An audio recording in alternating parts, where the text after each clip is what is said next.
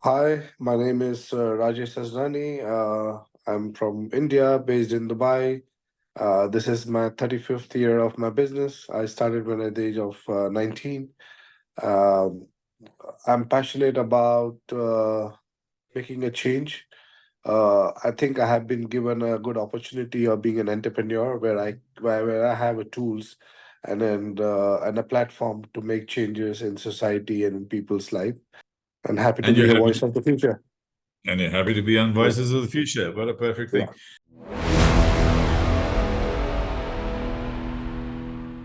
It's a real pleasure, actually. It's a real privilege to have Rajesh with us today. Rajesh and I are friends through our Harvard Business School connection and through business. And he is a dear friend. I see his work, I see his approach, and I totally agree with his philosophy that he wants to make a difference. He wants to do good things. And what he said was, it's not who, it's how. Yeah. And amongst those are the kinds of things that are there. I also had a wonderful privilege to bring his young son, Harsh, who was 23 at the time. He's a super bright young man, to be part of one of our youth board initiatives. And it was a very interesting thing. It's because younger people ask a completely different set of questions. They think from a different place.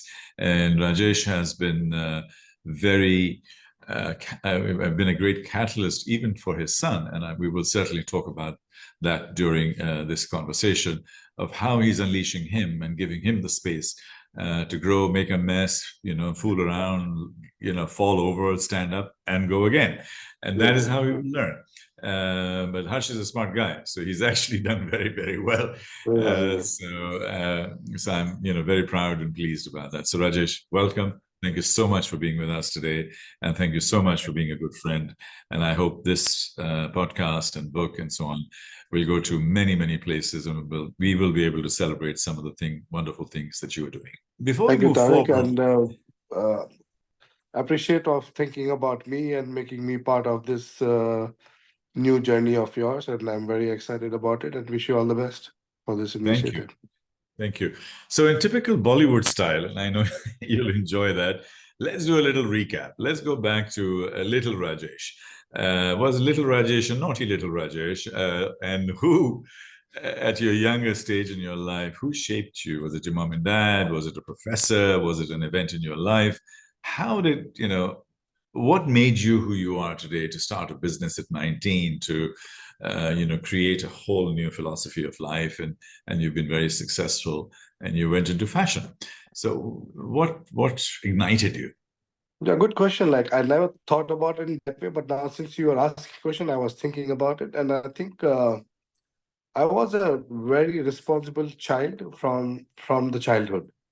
Like I was very because I was staying alone with my mom and my sisters, and my dad used to be in Dubai. So I used to stay with my mom and my sisters in India.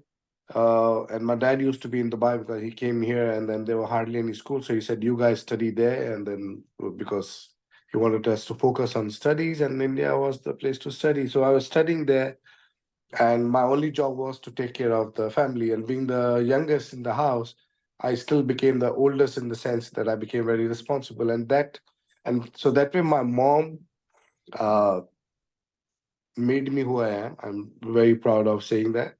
I used to have disagreements over with her over things which she used to do. Like she used to be very trusting, she used to be very kind, and she used to just give away to poors and all those people. And I should say, no, you should be very smart, and people are cheating you. This thing I used to tell her. And if I look at my hindsight, I have done exactly the same. And I feel good about it because in the end you retain who you are and you don't have any malice. Like you don't feel like people cheating. You still feel, yeah, I'm still in a position to give, and I should not be bogged down by people who can take you for a ride. But that does not stop you from doing what you can do best and what is to be done right. So I became that, and then she became my influence. Even though I never agreed with her growing up, and that's how I think the reason for me to start business at the age of 19, it came from that sense of responsibility. It was not about making money because my elder brother was in bank. I came in Dubai. Dad had and nothing but business. So I thought, okay, I'll go to study and study in Harvard. That was my dream that time. I was 19, I was merit listed. But then I thought if I go there, I'll be working, and then who will take care of my dad? He'll be still alone. And he was 60, around 60 that time. So I said, my job should be as a son to help him retire. So only way I could do it, be here. And that's how I said, okay, I will start my business. And then within 4 years, I made him retired. So I think that's how it started. So it started in a very interesting way, Rajesh, because you mentioned 2 or 3 words there. I think what your mom taught you is humanity and kindness, Oh, yes. which made you authentic. And I feel that as we grow into the future, authenticity and kindness and having humanity and heart is actually more at a premium than actually having money. Money comes and goes, but having that. So I think that was very, very good grounding. What it does, in my experience, is that if you have that, and my mom was exactly the same. I mean, she's constantly giving. My dad was even worse. So in my life, I've actually suffered because of that, because I have been too trusting. I made my mistakes based on that, and I care too much, and often I get hurt. But I think in the big scheme of things, that's 10, 20% of my life. But the 80% of my life is much, much more fulfilling. And that is who I am. So when I started organizing and writing this book, the media used to call me voice of the future because of my voice, and I'm a futurist and so on. And they all said, "Oh, that you've got to build yourself a brand and create a like a whole structure around it and write a book." And guess what? I fell for my own bullshit, and I started writing a Yeah. book called Voice of the Future. By about chapter 2, Rajesh, I was like saying, what the hell am I doing? I am not narcissistic. I am not self-absorbed. I'm not, it's all about me.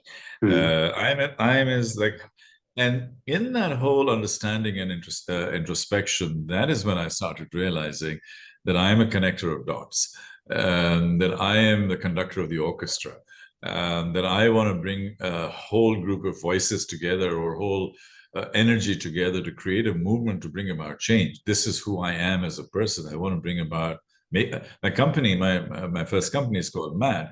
MAD stands for Make a Difference. That is what we do: is make a difference in our lives.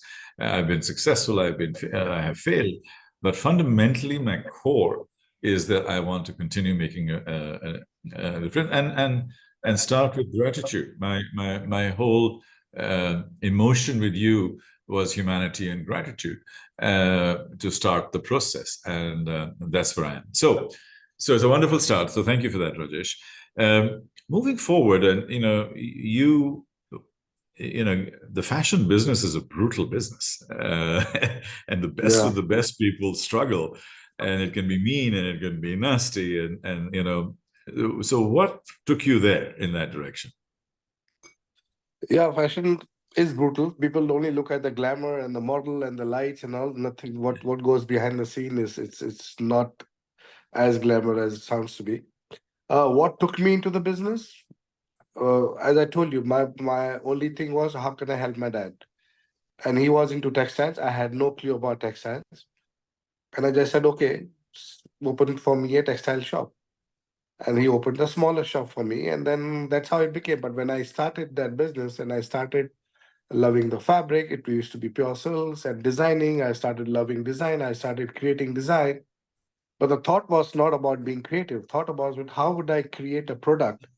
So how do I differentiate myself amongst all those people? So only way I can, they cannot take my brain. So I said, only way I can do it if I can make good designs with good colors, which customers appreciates.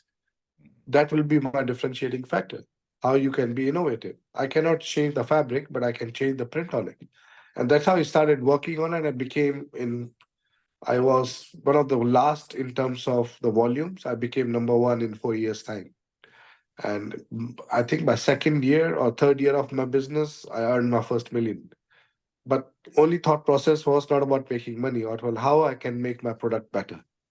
And my customers were lining up in front of me. Like everybody was running after my designs, everybody was running after my product. So in the same market with the smallest of shop, I could do big business.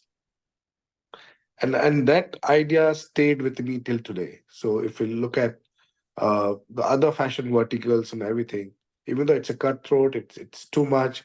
But again, any business you do a grocery business or you do a tech business or a fashion business. If you are innovative, if you bring and solve a customer's problem, thinking into their shoes, and if you give them a product or a service which solves it, I think you have a business. Even though you do a grocery which has no differentiating factor, but if you bring in Yes. that value add, and Yeah. that becomes a business success. Many people have asked me, give me a good idea, what's a good business to do? I said, all businesses are good, depending how you do it. You can do the best business, which is today like AI, but you can screw it up because you're not doing it right. You Yeah. can still do a textile business. I'm still doing that business for last 35 years. I'm still doing good. Not a single year has gone bad because I continuously decide to be that differentiating factor. I will not sell a product. I will sell my value add. And Mm. that changes the That's equation. You know, when you look about value, a bottle of water in a grocery store will be 1 dirham. The same Yeah. bottle of water in a gym will be 5 dirhams. The same bottle of Um, water at the airport will be 10 dirhams. The same bottle of water in an airplane will be 20 dirhams. 20, Same yeah. bottle of water, same product, same thing. Same thing. Every stage is about positioning, placement, timing, and adding value and availability at that point in time. And I always give this as an example: is that the same product can be packaged and positioned in several different ways. So you built a great business and you're successful, which is quite amazing. And we'll look at the RVS products and so on, and we'll certainly cover that in our design of your work. My second question now really is that you mentioned the word reinvention several times. It's one of the most difficult things to do is 30 years of success, 30 years of learning, 30 years of habit. And now you are unlearning some of your old things because Yeah. new variables are coming. Because I always say that you start with unlearning before you can learn and relearn. Only. Our bad habits, I want to lose weight, for example. We have to unlearn our bad habits of eating and not exercising. And once we unlearn, then we can start doing new things. So this reinvention process is really very interesting. How do you approach this? How do you just get up in the morning and say, I'm going to reinvent myself? Uh, Actually, it's quite simple, so to speak, but at the same time, it has to become who you want. You have to become that person. I don't agree with the word of unlearning because you cannot unlearn anything. Only thing what you can do is relearn. Okay. Relearn in a different way. Like I did business studies in 1988. I did the same business study in 2014 with Howard. I just relearned the same business books in a different way, in a different environment. And I grasped those things which were more relevant to me today than they were relevant to me when it was 2018. So, So so in the business itself, yeah. let me challenge you there, because unlearning to me is that here's a model, here's a business structure, and I've been doing it for the last 20 years. Therefore, it will continue doing it and move forward. In other words, so a lot of people, I mean, our professor Marshall Goldsmith, he wrote this book, "What Got You Here Won't Get You There." Yeah. So Yeah. all of our learnings to this point in time got us to this point. Now you've got to find a way to stop. Uh, and that point is I have to sort of not so much forget, use that as context in the back of my mind, Yeah. but not stop doing this anymore, then learn and relearn and then move forward. Relearn. And I feel that unless you put the rocks down, you cannot pick new ones up. So that unlearning process to me, as I understand it, is my hands are full. I have 2 melons in my hand. I have to put the melons down to pick something new. And I find that dynamic that a lot of people cannot put that down before they pick it up. So Yeah. they mess up their business because they are one leg in the past and one leg in the future, and they cannot close what they had before and not do a new thing. So to me, the reinvention process is interesting. It's just one other reference point, which I do in my presentation. I said change is historical. Now it's too slow. Transformation is better, it's faster. but it's about reinvention and metamorphosis, caterpillar becoming a butterfly. So I was really intrigued and happy that you used the word, I am reinventing myself, because I think the world has come to the point where we have to reinvent. We can't just sort of keep improving. We need to Yeah. reinvent. Reinvent, So, yeah. yeah. So with that context behind us, question again is, what's the catalyst for you to reinvent? And what are the dynamics that you're using, or changed behavior or new thinking before you can reinvent yourself? Many things. I think my entire life has been transformed and being reinvented, right from my personal life, like where I decided first time in my life when I was turning 50, I have a right to be happy. And I separated, and then I'm married again last month in 5 years' time. There was a journey, but it's all about reinventing, where you have to realize it's only one life. You have nobody to complain to, and there's no life or regret. Only thing person who can change is you. So you start changing without harming or trying to do something which is not right. But at the same time, you have a right and responsibility towards yourself. So the change started with me. The reinvention started with me. Reinvention started with me trying to be happier. And in the pursuit of happiness, you have to be healthier. So to be healthier, it was not about losing weight. It's all about how I can be fit. So the Yeah. losing weight became secondary and the fitness became first.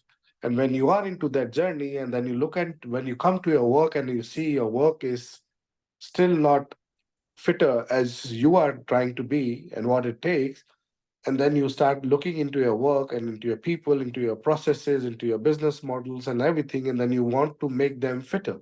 So it all starts from one. People normally they say, oh, I have a business life, I have a personal life. I don't think there is any such thing. I am what I am at my home, I am what I am at my work. Only thing I can change different decisions. There I decide what to eat, and there I decide what to make and what to sell. But I'm the same person. I still think with my heart. I still think with the same passion and with the same intentions. I'm not a different person. But if I'm in a change mode or reinvention mode in my personal life, Yeah. I cannot be outdated in my business life. It doesn't Yeah. go well. And It's that's very how I interesting. started. And yeah, Yeah. so No, no, just please. to just Please. finish your last one, Yeah. because because you put me in a thought process, because when you were asking question I was thinking what did I do. I said, yeah, that same thing I was doing to my business all these years, because Yeah. I had no control over my own happiness that time. I thought it is not possible, but one thing I can change is my business and make them more relevant. Yeah. So I was changing my traditional textile business, and I know there are limitation to that business. Then I started new verticals, new businesses, carrying forward from the same legacy and from the same element, and how I can make a different business. So Yeah. some things you cannot change because they have the heavy load of their legacies and everything. So instead of trying to change and break that wall, keep them there, and then you build something next to it, which can be more agile and which can be more relevant for future. And that will impact your legacy businesses as well, because they have to cope up with them and they have to feed into that. So that's how I did. That's how, like, today we have around 5 businesses around the same traditional business, but those Mhm. rest of the 4 businesses are much more forward thinking, and today the legacy business is ready to join them, because they say, okay, now I am ready because I have these my future pillars ready. Now I'm ready to run. Mm. So this all goes hand in hand, and that's how it became in my business as well. Yeah. One of the rules that I use when I'm advising boards and large companies is called the 70-20-10 rule. So 70% of the time you spend on your core business, what you have done, what you have built, you optimize it, you innovate, you 10x it, and in 70% of the time you deliver 100% of your revenues and profits. 20% of the time you create new business, new pillars, new ideas, new technologies, and so on. Even if one or two of them go wrong, it still keeps the mothership going. So the 70% is doing really well, and part of the 20%. And 10% is about things that you love, and you're only doing, and logically you probably wouldn't do it. I don't know, opening a school, helping kids, old people's home. You create something in the memory of your mother, and there's no business logic there. but it's Yeah. from your heart. So Heart. and that inspires people. So the 10% is for inspiration, 20% is for future, and 70% is for yourself. So what I do is I say to people is that you need both your core and the edge working together. And in 3, 4, 5 years' time, the edge businesses end up becoming bigger than the core businesses. Yeah. And that's the time. And Apple is a classic example. Apple never innovates from within.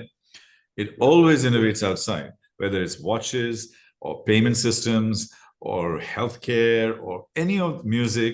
All of those things happen outside. Once they were ready, they plugged it back into the mothership. So what you're saying is actually that core and edge business actually doing and running parallel and then overlapping as things become ready and are ready to connect. So it's wonderful. May I talk about your son, Harsh? I'm very, very fond of him. And, you came in and you started a business from scratch. You basically, if you didn't succeed and if you didn't pay the bills, I mean, you were struggling and you had to deliver. Yeah. Well, he's a smart young man who went to a great university, went to LSE, came back. Yes, you let him go and do his own thing, but he always had an insurance policy. He always had an insurance policy that you can come back to dad's business. What gave him the work ethic to succeed? And how did you inspire your kid? And this would be wonderful for other people, other parents to see. How do you, a successful businessman like yourself, inspire a young person coming in, independently learning to grow, which he has done? But you obviously did something right. What were you doing with him which was so right? I have 3 boys. So Harsh is the eldest, then I have 2 more. One thing I always did and I always believed in, you live by example. Like I learned from my mother. Now my mom would never sit down and teach me something. I was just learn observing her what she does and how she does it and what she believes and what she thinks. And I think the same thing I would be for my children. And I was living by example. The way you deal in your businesses, the way you carry yourself, your thought processes. So that was my one learning for my kids growing up, giving them the value for money, giving them, setting them kind of a target or something to achieve, and then getting it rather than I used to pamper them, but those were the pampering zones. But at the same time, they had those things. Yeah, we have to do something. And one thing I always used to tell them, only thing you will get from me is the value systems, which you have been learning it, and the education. You want to educate yourself for the rest of your life, I'll be taking care of you for the rest of your life.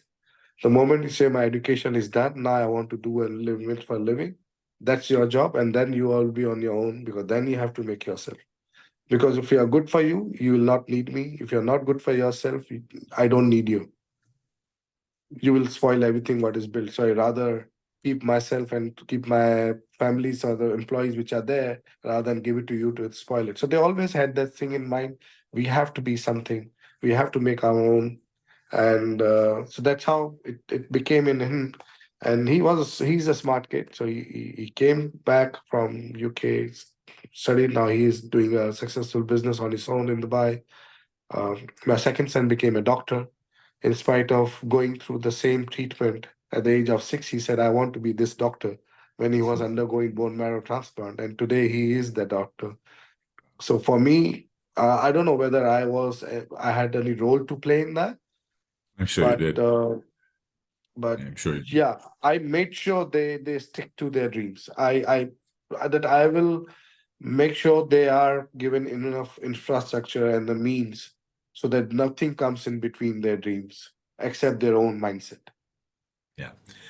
Yeah. That's so powerful. I've spoken to many people while building Voices of the Future, and some of them said that the backgrounds that they came from, they actually didn't have the luxury, opportunity, or even the social structure to be allowed to dream. There were women in the book who basically said we were not allowed to dream. We were supposed to get married and have kids, and that's the end of that. So when they wanted to study or they wanted to work or whatever, they were being blocked.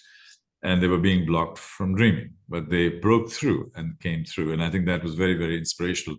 And as you see the book coming through, Actually, and they saw me, because they saw me. I studied in Jaipur in a college with a Hindi medium books. I used to translate my books.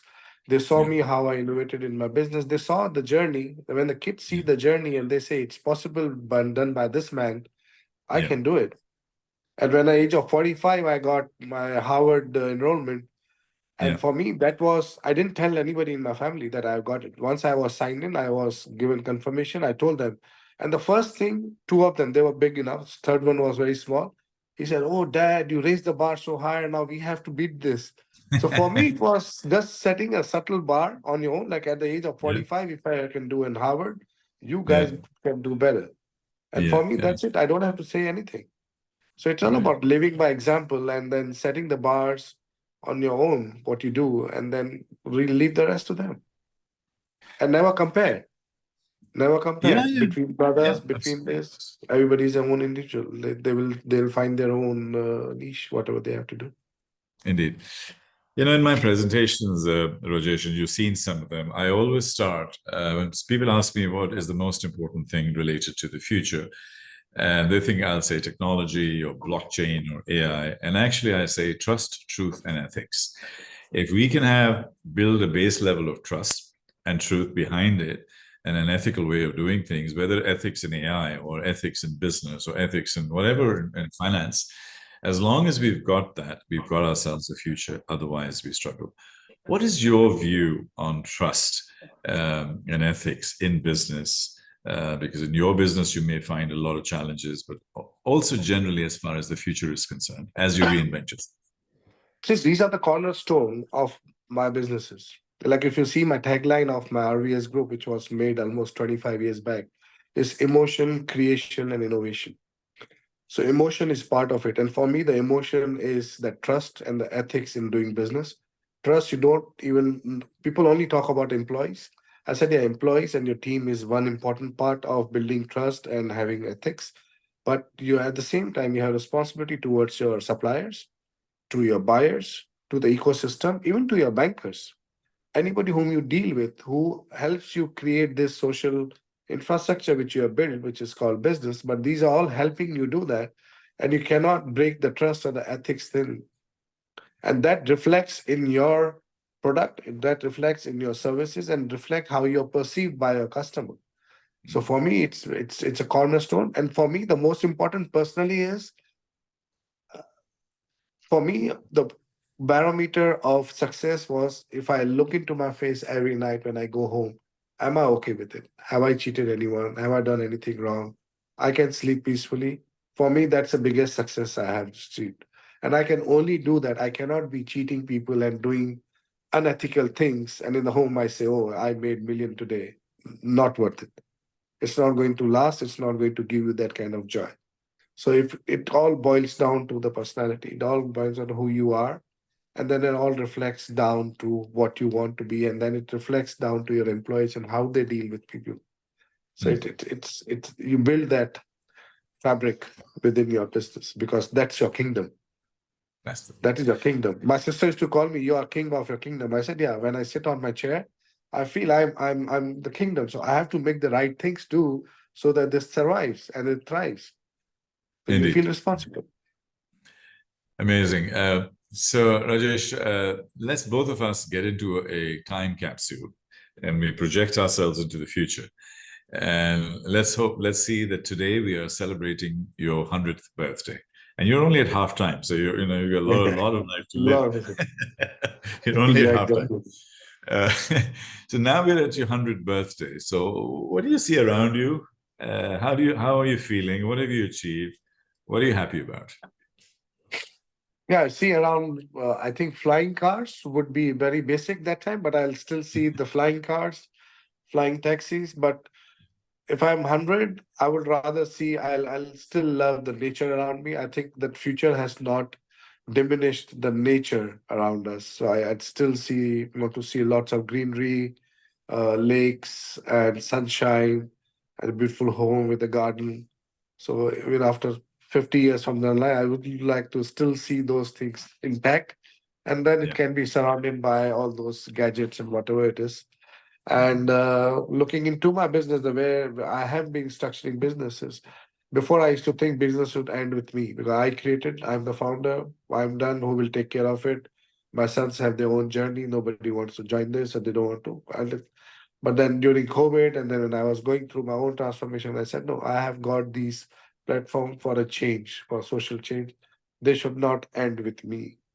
So I started making myself irrelevant to the business, uh, legally as well, and also in whatever way I'm involved in the business. So how can I leave this legacy so that this present generation of people who I have, they can take care and could be a legacy for them and then for the families which are attached to the businesses. And that process is just finished 2 weeks before. So I'm irrelevant to the business and it has been created for the future. And that's where I see like they'll be still existing. I may be there or not there. People are still being employed, people are being given livelihood and opportunities to grow, and they are growing the communities around where they are living or thriving. So I think I'm being given that opportunity, and I have passed it down for the next generation. Indeed. So if you were to leave a one-liner, a little message in a bottle today, and throw the bottle into the sea, which somebody will pick up, maybe your kids or any one of us in say 5, 10 years time, and the journey that you're going through, what will that one-liner say? I think the person who will receive the bottle with the message inside should read like, this message was sent to you by a loving and a kind man who wanted to change the world for better. With a follow-on to say, hopefully you would be the same in your legacy. In other words, be inspired by that. Fine. Yeah. Yeah, Rajesh, thank you very much indeed. I mean, after those inspiring words, beautiful way to end on kindness, on humanity. And it's funny, a lot of people think that since I'm writing something on the future, it'll all be techie and all be this thing. Yeah. Funnily enough, it's actually very human. And it's also Yeah. our basic values and all of those things are coming together. And that's who we are. And I am so pleased that you're helping to reinforce some of my thoughts in exactly the same process. So thank you very much. Thanks, Tarek. And I'm grateful to have you on board and grateful to have you in Voices of the Future. Thank you. Thank you very much indeed. Thanks, Tarek. Really appreciate it.